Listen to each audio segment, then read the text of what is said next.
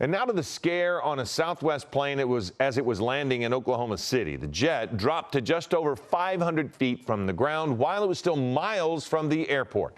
ABC's Morgan Norwood has more on the close call now under investigation.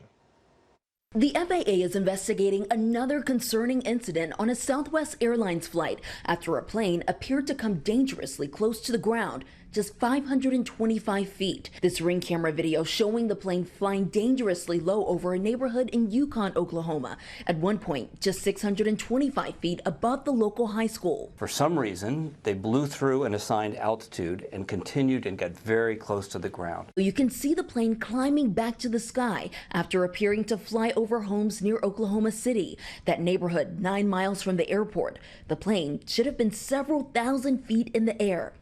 The Boeing 737 making its approach into the Oklahoma City airport just after midnight Wednesday.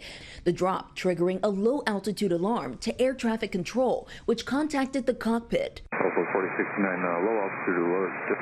You good out there? The air traffic controller in the tower saved the day by telling them, check your altitude. The plane landing just minutes later, but local residents flooded social media, saying they thought the plane was going to hit their homes. They were descending over the prairie, so there was no lights, there were no visual reference. It was essentially descending over a black hole. So they were looking out at the lights of Oklahoma City, looking for the airport. And for some reason, they missed that assigned altitude. And Southwest says it is in contact with the FAA to understand and address any irregularities with the aircraft's approach to the airport in Oklahoma.